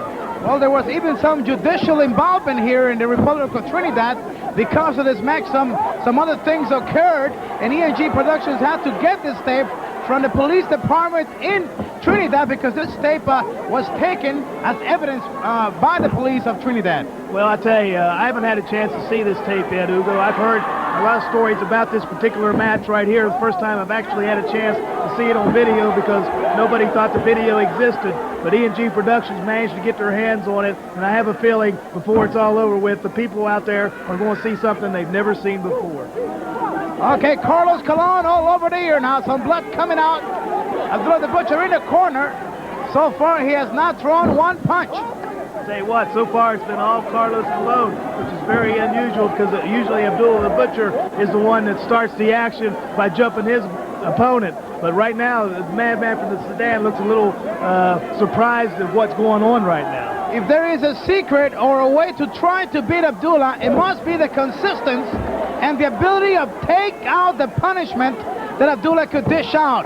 And if there is a way to beat him, you have to look right at his eyes and don't let him intimidate you with as much punishment as he could throw at you. You got to fight him back. And that's what Carlos Colon is doing. He's biting the ear right now. Referee Parker attempting to control his match. And Mr. X, you know, that's impossible. That's exactly right. The referee is just another body in the ring as far as that goes. When you get these two men together in a squared circle, Carlos Colon biting on the ear, doing, taking advantage of whatever opening. You hear Abdullah screaming, oh, yeah, like a beast in pain. Well, I tell you, just like you brought up a few minutes ago, Hugo, when you get in the ring with this madman from the sedan, you can't let him know that you're scared. It's just like when you're out in the wild and you're confronted with a wild animal. If you let them know that you're scared and they see the fear in your eyes, then you don't stand a chance. I would love to get the impressions of Carlos Colon once he sees this VHS. I would like for him to analyze some of this rivalry, and perhaps on the next production of ENG, we might get some of his comments on Carlos' viewpoint on this rivalry of Abdullah the Butcher himself, because believe me, if there's one guy that knows about Abdullah, must be Carlos, because of the many battles where he has been involved and his life has been in danger. And I think sometimes the man that knows the other man better is that rival. I tell you, you're absolutely right, Hugo.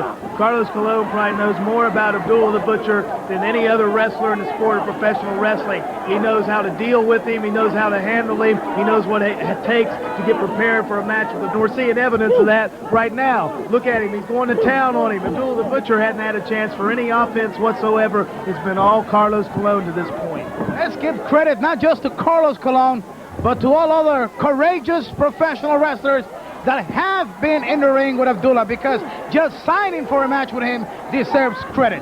Well, you know, sure it deserves credit, because as we've mentioned throughout this tape, anytime you step in the square circle with this guy, you're putting your life on the line, and Carlos Colon has done it all kinds of times. So you have to sit down and wonder, well, is he crazy, or does he know what he's doing? And I know Carlos Colon, and he's a tough son of a gun, and he's going to take whatever he has to take. He's going to do whatever he has to do to take care of Abdullah the Butcher. And I think that right now he's doing what has to be done, trying to slow down the madman from the Sudan. But you know, Abdullah the Butcher can take a tremendous amount of punishment and come back for more.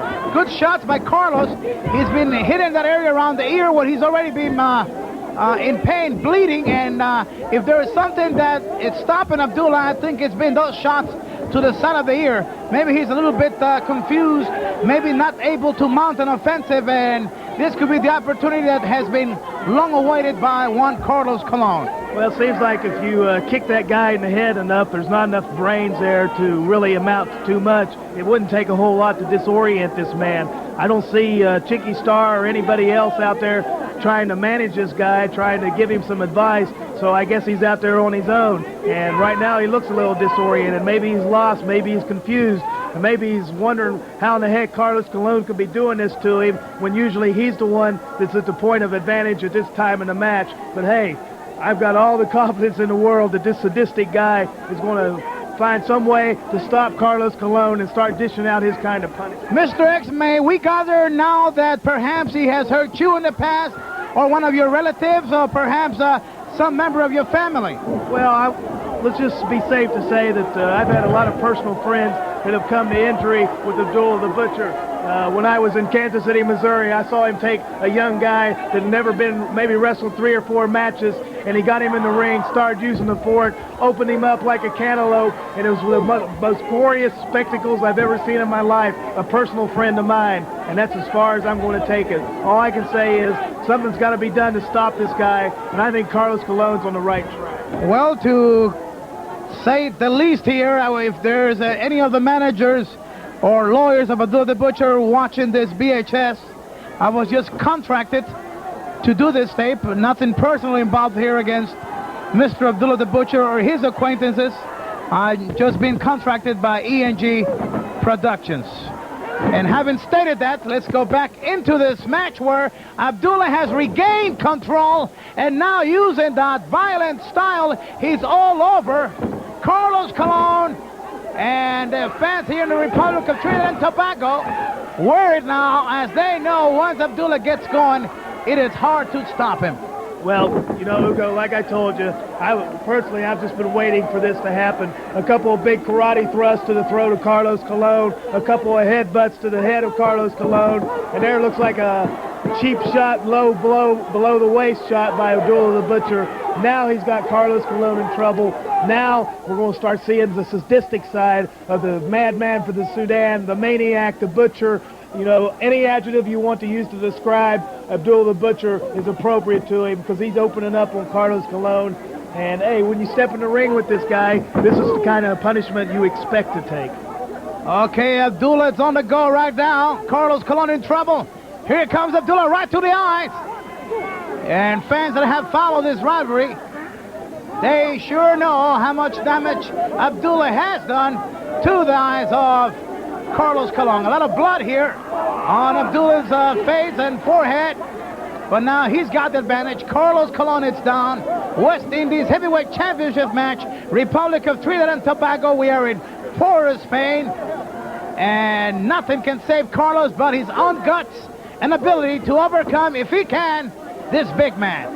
Tell you what, I just noticed a couple of minutes ago, and he probably still has that sadistic smile on the face of Abdullah the Butcher when he's inflicting punishment. Oh, he blocked a shot there by Carlos Colon, and that big karate thrust. I tell you what, Abdullah the Butcher's going crazy on Carlos Colon right now. You got to give the guy a little bit of credit. He's sadistic, he's a maniac, but he's got his tactics, his strategy in the ring, and it comes from a lot of experience and hurting a lot of people. But you know, Hugo, then again, getting back to the whole point of this tape by ENG Productions is to point out, because you know some of these tapes you didn't think existed. You were surprised by a couple of things that's happened on this tape. But the point of the matter is something's got to be done to try to get some kind of control on this individual before he ends up virtually killing. Okay, a low back kick to the groin area of Abdullah the Butcher, and I think he hit the target as Abdullah goes down on his knees, and now Carlos Colon all over punching Abdullah the Butcher. Good shots by Carlos,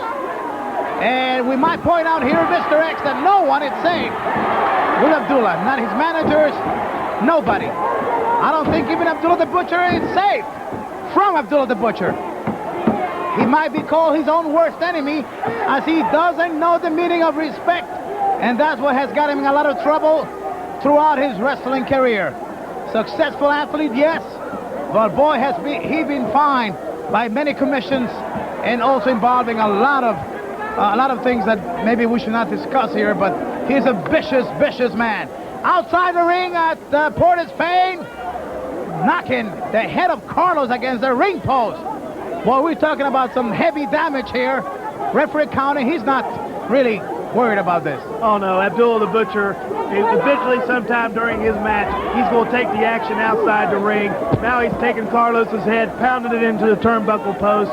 Now it's busted Carlos Colon's head wide open. And I know Abdullah the Butcher's enjoying this, but Hugo, look at the people standing around. Now we must point out that there are some wrestlers, some local wrestlers from Trinidad that are around the ringside area. This big confrontation not only got the attention of the people of Trinidad, but also the wrestlers wanted to be that close in case things got out of hand, just as they are right now.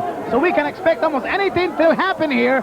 So let's not get alarmed if anything wild happens here, because remember, the wild man is in the ring. He's in action, and he hates Carlos, and so does Carlos, and it's a bloody battle. Trinidad is the setting point, West Indies championship, and the referee does not have a clue of what to do here. Well, the officials in the Port of Spain obviously realized that there's something going on in this match. He's an idiot. Let's put it that way. He's a damn idiot, if I might use that word, because at this given point in this match, I think he should have already stopped the match, because things have been out of control, only to provoke something to go out of disaster here. He should have stopped the match maybe minutes ago. Oh yeah, when they were both outside the ring and the people started coming to their feet, you can start feeling, even standing there watching this tape, you can feel the hatred those people had. It's going to get to the point where this thing can get out of control. I mean, when you have to get a tape from the police commissioner from the Port of Spain, obviously there's things in this tape that people don't want seen, but ENG Productions managed to obtain this tape, and I guarantee you, we're not going to be disappointed if you want to see some kind of riot, or obviously something's going to happen. You're right, the match should have been stopped. The referee is an idiot. Okay, Carlos Colon. Well, I don't know how he got some energy back together, but he's fighting back. And he's been hurt because when Abdullah knocked him against the ring post, his knees just buckled and he went down the hard way. But only that courage of a professional athlete and that pride of being in professional wrestling is beautiful and dangerous sport that we love and respect. It's what's given him the strength to battle. Look at that kick by Abdullah the Butcher. Boy, he wants to end the career of one Carlos Colon. Well, it's just like a tiger having having a young prey or something laying on the mat. He's going to toy with it. He's going to play with it like a cat toys with a mouse before he finally goes in for the final outcome. But here he throws him back outside the ring, Hugo, and I guarantee you, I'm getting scared for both these men right here, because when you got a situation that looks like it's brewing right now, there's the referee trying, oh, there's a big kick by that little pointed point on the boot of Abdullah the Butcher, and he's been known to probably carry lead or something in there too, obviously something to do damage. Carlos Colon's in a lot of trouble. He's lost a lot of blood. He's very weak, and we got a potentially dangerous situation. Referee should have stopped the match way back ago. There was no way that the title could change hands on this situation. I think the match should have been thrown out. A rematch should have been set up without going to the extremes of endangering the life of Carlos Colon or Abdullah the Butcher to the extremes now, where both men are faced with a situation where they cannot back away from this battle, and the referee just lost control of this championship bout. And you know that the way they hate each other, they were not going to refuse this confrontation. Well, you know, it surprises me that whenever a match like this occurs between Abdullah the Butcher and Carlos Colon, why don't the commissioners appoint 2 referees or 3 referees for the match? Put 2 in the ring and 1 on the floor. Are you an ex-referee, Mr. X? Well, no, I'm not an ex-referee. I'm not going to tell you exactly what I am. Don't keep implicating me, Hugo, because, you know, my life's on the line here. If Abdullah the Butcher finds out who I am, then there's no place for me to run and hide. He's going to find me one of these days, and he's going to take care of me the way he's trying to take care of Carlos Colon. I don't want that to happen. Do you want that to happen? No, no. Once again, if one of the lawyers of Abdullah the Butcher is watching this tape, or his manager, Chicky Star, I have nothing to do. I am not responsible of this BHS. I'm just doing my duty here, contracted by E&G Productions. So I am not responsible for any of the comments on this BHS. Abdullah the Butcher all over. Carlos Colon, more blood here. And look at Abdullah just enjoying, touching the blood from the head, from the forehead of Carlos. More damage on the head of Carlos Colon, and he wants to hurt him bad. And the things are just out of control. People surrounding the ring, professional wrestlers trying to get the people to back away, and even some wrestlers are having arguments with each other as they want Carlos to win, and the other ones want Abdullah to win. So we have a complete situation out of hand here. I tell you what, you got riot conditions here, and there's that big Sudanese meat cleaver one more time on the body of Carlos Colon, and he kicks out. I don't know where he's getting the strength to do that, but, you know, this referee has had no control of the match from the very beginning. And like you said, he's a damn idiot. Excuse me, E&G Productions, for saying that. But there's that big meat cleaver again. Again, Carlos kicks out, but look at the people standing around the ring. Hugo, it's a bad situation. No room for survival here, as both gladiators have been cornered. Okay, now he's counting here. He has 5. Oh, wait a minute. He has just stopped the match. 1 second here. Referee stops the match because of the blood conditions of Carlos Colon, and Abdullah the Butcher retains the West Indies Heavyweight Championship. Then why the heck didn't he do this 10 minutes ago if he finally had to do this? Hey, I have no idea. I'm sitting here baffled by this particular decision. I mean, if you're going to stop the match for blood, like you said, why not stop it 10 minutes ago before the people got fired up the way they are right now? You know, this guy, I've never seen him before, Hugo. Maybe you know who he is, but I hope he never refereed any more matches after this because he's incompetent. Let's just point out that perhaps the fear of being involved in this match, maybe even that the referee wanted to be involved directly with this, and the results are clear as they are right now. A bloody mess, no positive results. Here's another one of the wrestlers coming in to try to stop Carlos. Here we have one of the Trinidadian wrestlers. He gets thrown out. Abdullah the Butcher, he has retained the championship. Carlos Colon disappointed. We have some of the relatives of the wrestlers. We have some people from the press. Jam-packed National Stadium, and Carlos Colon, he still has the guts, even though he lost the match, not by a pinfall because he did not get pinned, but the blood was just gushing out of his forehead. And I don't know why is this wrestler trying to stop Abdullah when he knows that there's no one that could stop him. You know, you see people on the outside trying to grab at Abdullah the Butcher, trying to get him out of the ring. That's one of the wrestling coaches from Trinidad, and everybody just going crazy here.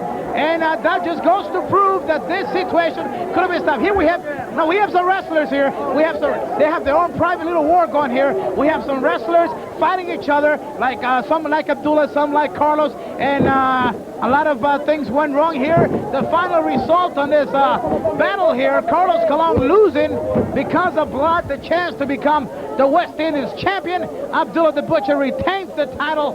More blood adds more into this rivalry. The hatred rivalry between Carlos Colon increasing, and even the other wrestler got a black eye here. And let's put it this way: referee could have stopped. He could have stopped this tremendous, gross battle here by stopping the battle 6 or 7 minutes ago. The final result: Abdullah still the champion, and necessary roughness happened here, and still some more outside the ring. Your comments on this, Mr. X? I'll tell you what, I've never seen this before. This is crazy. This is riot conditions. What's going on here? We have Franklin Washington involved here. We have Thunderbolt Williams involved here. We got 2 other wrestlers involved here. They should not be participating in this battle, but then again, referee was responsible. Okay, wrestling fans, let's take you to another battle of Abdullah the Butcher.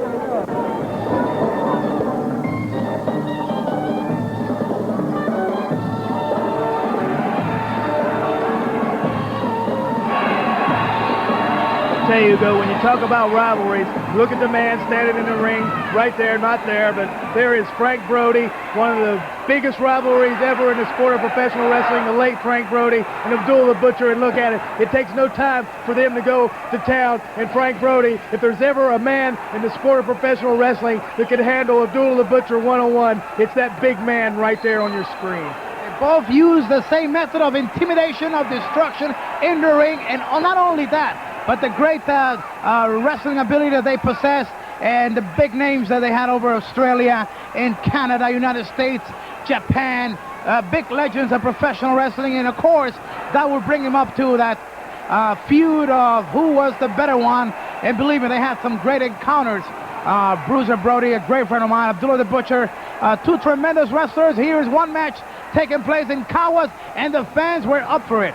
I tell you what, Hugo, you know, I've seen through my travels over the States and the Caribbean, I've seen Frank Brody and Abdullah the Butcher battle in Kansas City, Missouri, St. Louis, Missouri, Dallas, Texas, Fort Worth, Texas. They had some great ones in Fort Worth, Texas. Oh, yeah, San Antonio, Texas, Puerto Rico. I mean, any place that ever had these 2 men. And look at that look on Abdullah the Butcher, bleeding profusely. If there ever was a man that could handle the Butcher like he's being handled right now, it's that great man in the ring who was a very good friend of mine, Bruiser Frank Brody. And there Abdullah the Butcher pulls out the object, and it just goes to show you that even Frank Brody can be susceptible to the use of that fork right there. Okay, fans, you might notice some failures in our tape. This match trying to be rescued by ENG Productions, so you could witness some of these great rivalries, have the opportunity to see these great wars that were almost erased by the people in charge at the time before ENG got the rights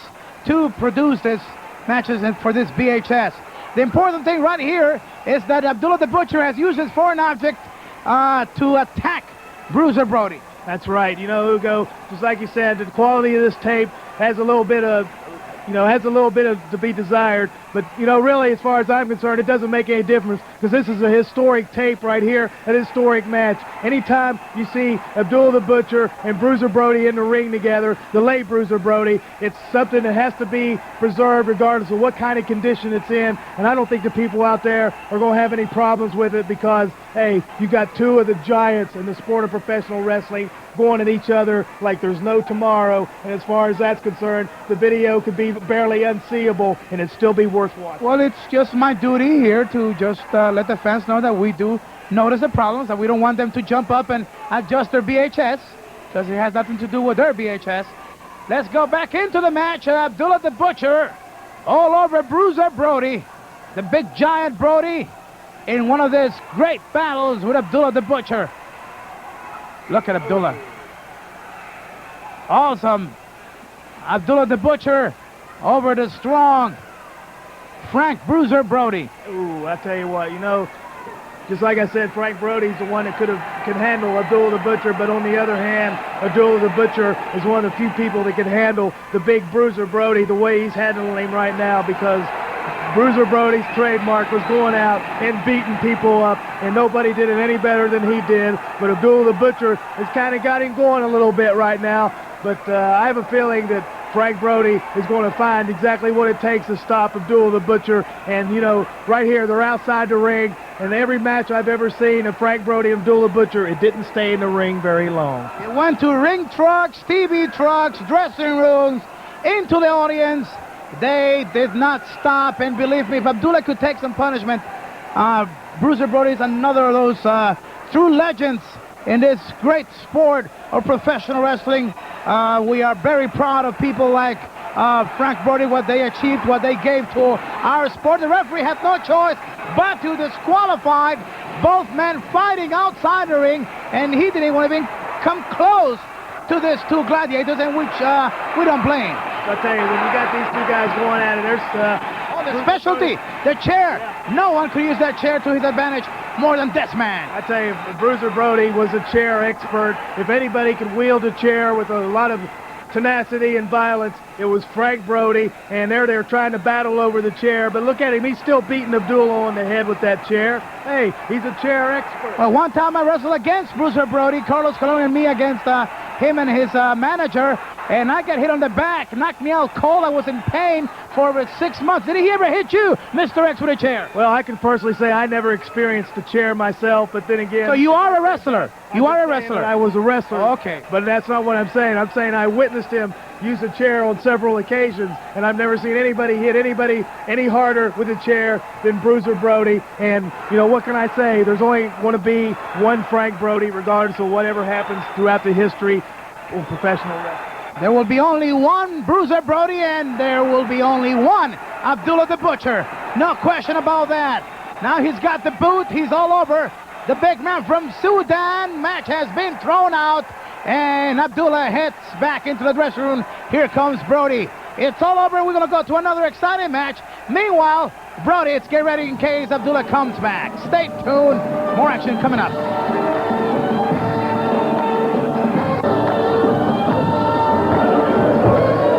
Wrestling fans, now into another match. Abdullah the Butcher against Fabulous Lance, and he once known throughout the United States, Canada, Australia as Lance Von Erich when he was with the Fritz. And for those identifying purposes, we do have to mention that he was known with that last name. Well, yeah, you got to mention that, Hugo, but you know, the fact of the matter is that he never really was a Von Erich, and that was always brought out too. So, you know, whatever opinion people want to make is their own opinion, but the fact of the matter is he's in there against a madman from the Sudan, and hey, he backed him up a little bit there. And Lance, the Fabulous Lance, does know a little bit of martial arts. He can kick a little bit and chop a little bit, but I think he's got his work cut out for him against Abdullah the Butcher. Wearing no boots against a man that has the loaded both Sudanese boots and the 500 pounds. I think it's disadvantage to this young wrestler. Lance in trouble, and here we have Abdullah the Butcher doing what he does best, inflicting more pain.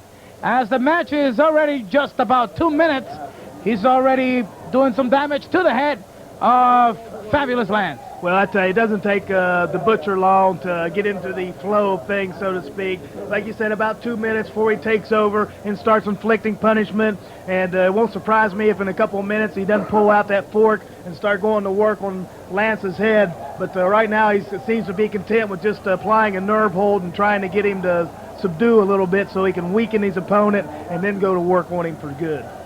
Okay, Abdullah the Butcher stopping Fabulous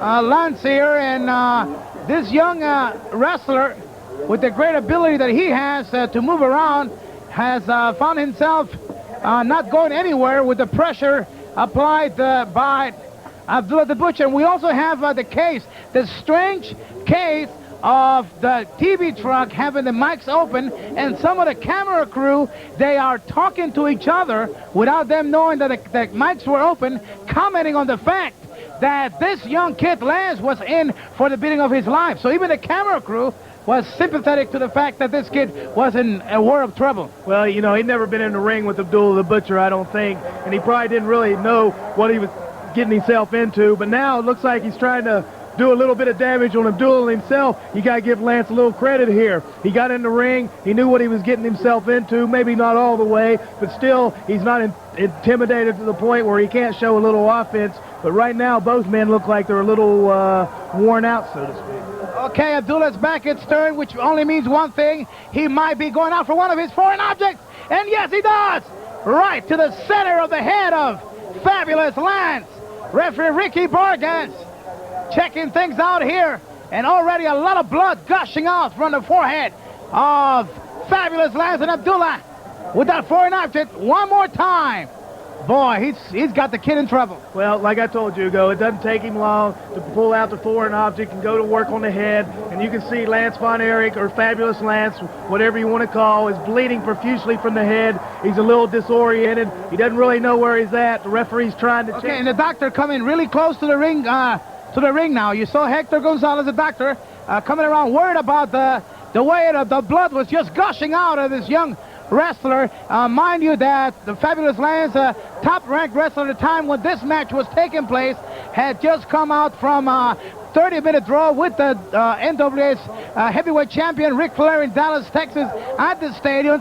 So it wasn't like he was an inferior opponent to Abdullah. But then again, the style of Abdullah can even make the top wrestler that this kid is make inferior to him. Well, you know, Abdullah the Butcher has only one game plan. He has only one way to go and one way to do things. And if you go in the ring and try to make sure he doesn't do it, but he's such a big man, he's such a wily veteran, he's been in there, he's done it so many times that you really can't help but fall into his pattern or the way he likes to carry on a match. And just like right now, he's got Lance tied up, he's got him busted open, he's used the object, he's punching away on the forehead, it's bleeding profusely. I mean, this is an Abdullah the Butcher match, a sadistic match, a barbaric match, a kind of match that needs to be stopped once and for all so it doesn't happen again and hurt people like this.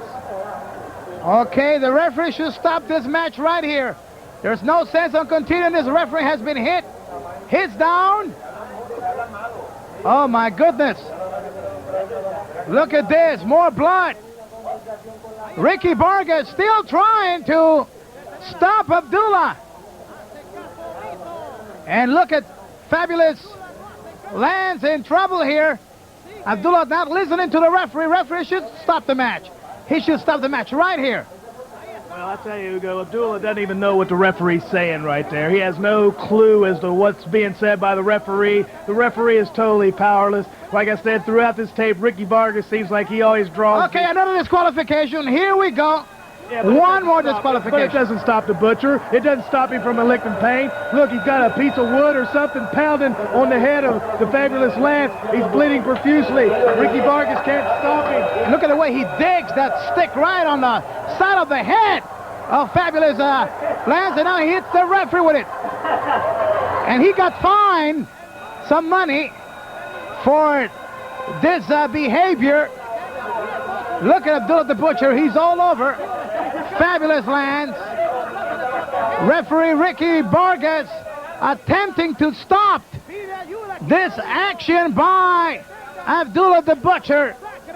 But there's no way to stop this man. Oh, no, you can see the referee trying to signal for other wrestlers. Hit right on the head again. Look at the bloody mess that Fabulous Lance is in. I mean, you know, what can you say? This guy can be fined all he wants to. He's got so much money that it doesn't make any difference to him. Sure, he'll shell out a couple $1,000s if he can get back in the ring and cause more pain. Oh, he got hit back.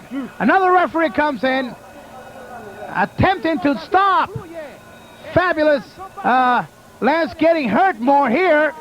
But things are not going the way the referees want. And finally, hey, he had that coat hanger, Hugo. I didn't really see that come out, but he had all that blood and with the stick and with the referee getting hit.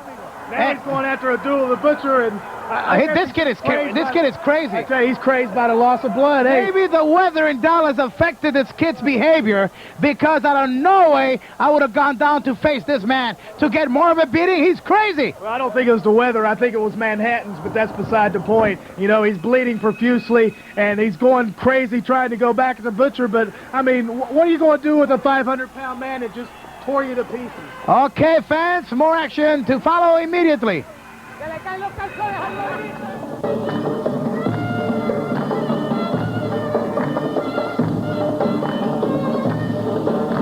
and gentlemen, we're very anxious to find out what is this videotape about. Erich Rice not getting in touch with us, which he's a very responsible man, and whenever he says he's going to do something, he comes through. Mr. X, what do you think we're going to find here in this videotape? Hey, Hugo, there's no telling what could be on this videotape. It could be interviews with wrestlers. It could be anything, but why don't we just take a look at it and see exactly what we got here. Hi, this is Erich Rice again from EG Productions, and after the tape you all heard tonight, you have to be aware of the fact this man must be banned. Abdullah must be banned from professional wrestling. I want you to write your congressman, write your representative.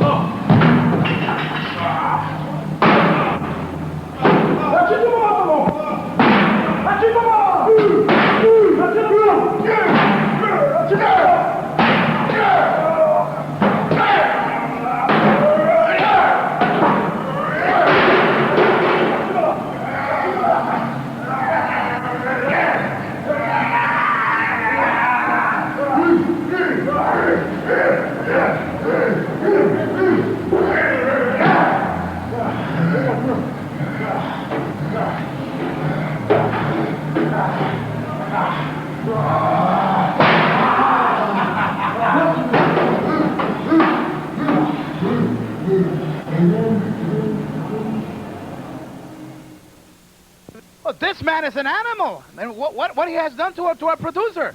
Hey, Hugo, he's out of control. Are the people, or the commission's going to let him get away with this? What's going to happen to ENG Production, and what's going to happen to Eddie Grice? I tell you, I don't know. Has he claimed another victim? Has he claimed another victim? I don't know.